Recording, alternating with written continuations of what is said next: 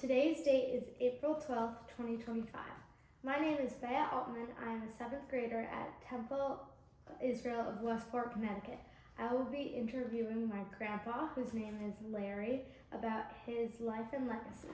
This interview is being recorded for the Oral History Archives of the Jewish Historical Society of Fairfield County, as well as our family archives.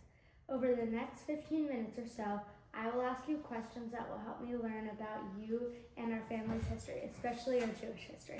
Ready? Okay. Okay. Let's start with you telling me my full name, your full name. My full name is Lawrence Pitterman, Pitterman. Who were you named after, if you know?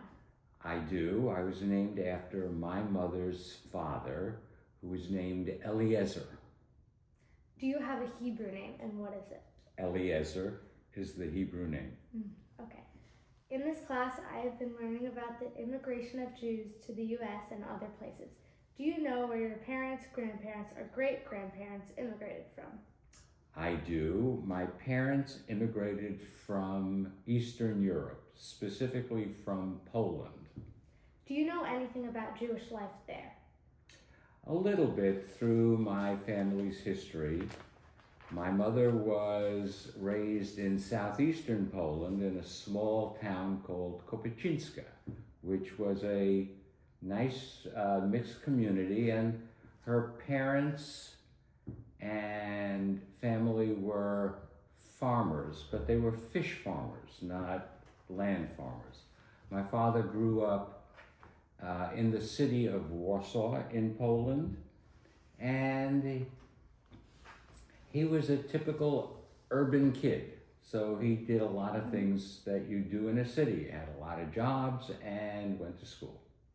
Was anyone in the family directly affected by the Holocaust in Europe or by pogroms in Russia, Poland, or elsewhere? And what can you tell me about it? Well, other than my parents, most of their entire families in Poland were killed one way or another during the Holocaust. I don't know whether their families before that were impacted by pogroms, but both my father's family and my mother's family were killed during the war. They did have family that had emigrated to the United States before the Holocaust in the 1920s and 30s, both on my father's side and my mother's side. And my father also had relatives that immigrated to Argentina in the 1920s. Can you tell me anything about our family's immigration to the United States? You just answered that. When did they came over? Well, again, my parents came over in 1949, actually July 3rd, 1949, and I came with them. I was born in what's called a displaced persons camp in a city called Ansbach, Germany. Do you know why they left? Sure. There was really nothing for them to do there was no family left in Poland. They had relatives in the United States. And so they came to the United States for a better life. Where did they enter the country? New York City. Where did they first settle, if you know? I do. Brooklyn, New York. Okay. This is great background information. Thank you. Now I would like to take out the item you brought to talk to me about today. Well, I have a picture of it, so let me show it to you. It's a picture of my parents when they got married in 1945. And the picture, there's an old saying, a picture's worth 1,000 words. 1,000 words aren't very meaningful unless you have a story behind it. And this picture tells a really fantastic story about how two people met in coming from two different directions, two different experiences, and met and got married within 4 months. Do you know where it came from and how old it is? The picture came from my parents, and it's now, oh, well, how many years old is that? Since 1945. So 55, 75 plus years old. Wow. Okay. When and where was it taken? It was taken in a town called Bittum in Germany where they got married. Now, Bittum, is in Poland where they got married. Okay. Okay, you answered all the questions. Okay. Now I would like to ask a few questions about your life growing up. Where did you grow up and who lived with you when you were growing up? I grew up in Brooklyn, New York, although I spent the first 2 years, as I said earlier, as an infant in Germany. But we moved to Brooklyn, a street called South 3rd Street. We left South 3rd Street in 1953 and moved to an apartment in Coney Island, on Coney Island Avenue, which was still part of Brooklyn. And then we moved to Queens. So I grew up in Brooklyn and Queens. Cool. And the folks who were with me were obviously first my parents. Then I have a younger sister who was born in 1953, and a younger brother who was born in 1957, 10 years younger, and that's the family that I grew up with. Okay, thank you. What was life like? Tell me something about school life, like your favorite teacher or favorite subject. School was interesting, as much as I can remember about it. When I came to the United States, I didn't speak English. I only spoke Yiddish. And so when I first went to school, and I started school actually in the first grade, not in kindergarten, because my mother wanted me to get out of the house sooner than later. Yeah. I was considered a slow learner because I didn't understand English. And my parents didn't understand much English either. They spoke Polish and German and Yiddish primarily. It wasn't until the 3rd grade that I had a really great teacher named Mrs. Green, who helped me understand English and was able to help me. And after that, I did very well in school. That's good. What did you and your childhood friends do for fun? Oh. Again, if you lived in Brooklyn in the 1950s, there were only 3 or 4 things you could do for fun.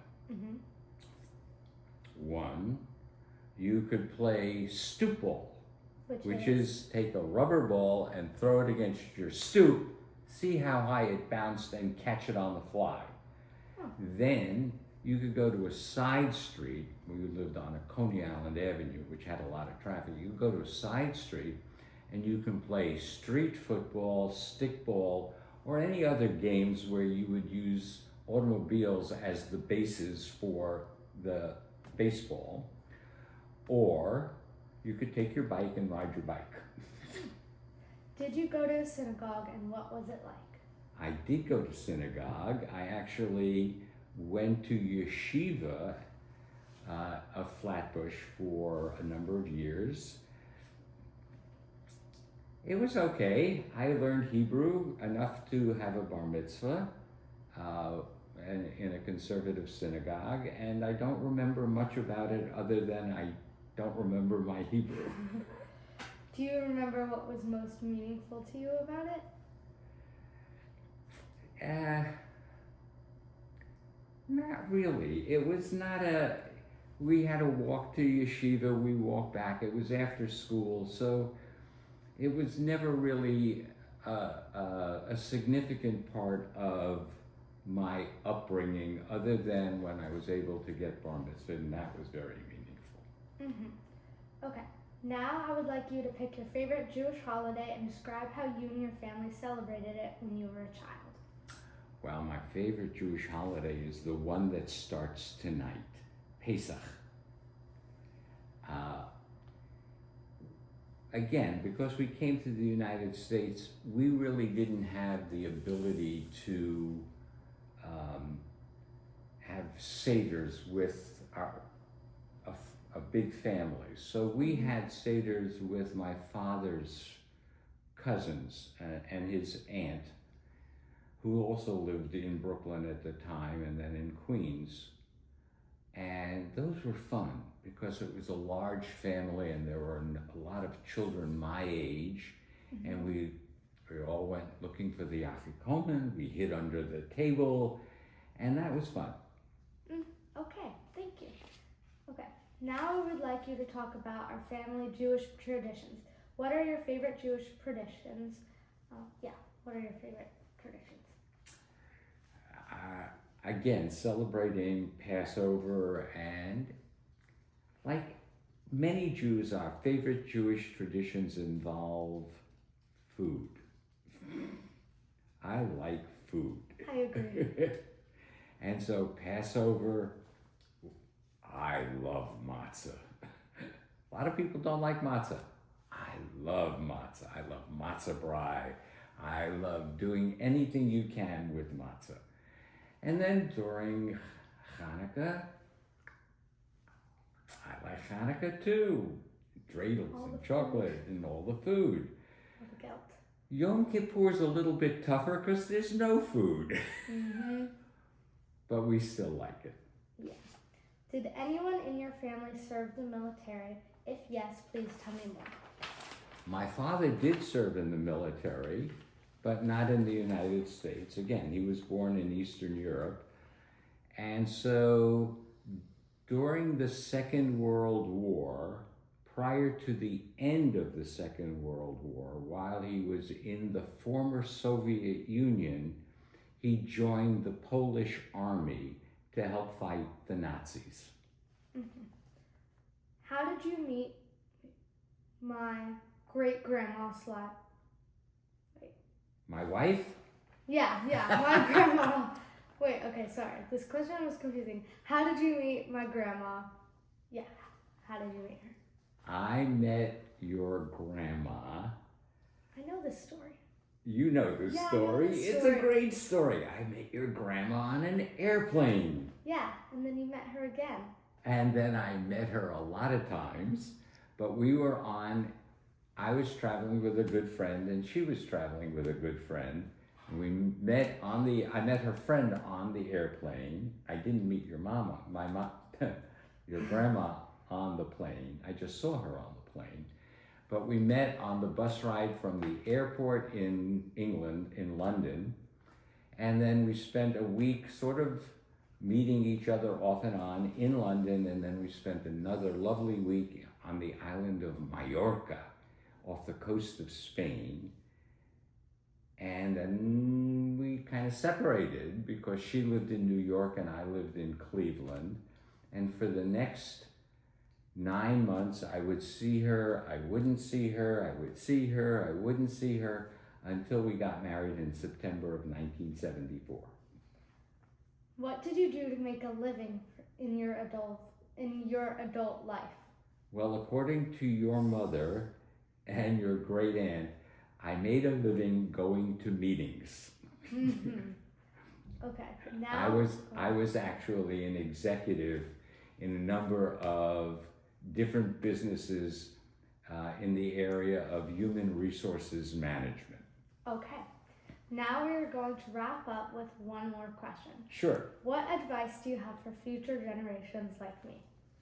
So I have a little cheat sheet that's the same advice that I think my father and mother gave or imparted to us. One, and there are three things that sort of go together. One, work hard. Don't take anything for granted. If you see something that you want to do, work at it. It's important to have a goal. Two, if you are successful at any time, save money. Don't spend money unwisely. And when you have enough money to invest the money, don't spend it on things that you really don't need. And number three, always keep learning because things change. For my parents, the world changed in 5 years. Whatever they had experienced before 1939 ended, and they had to totally discover a whole new world within 5 years in the United States when they came here.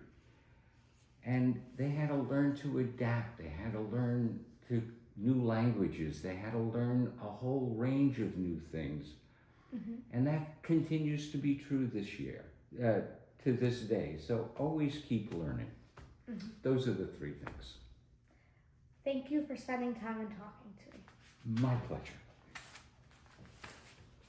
Can I get you to both look at the camera so I can take a picture?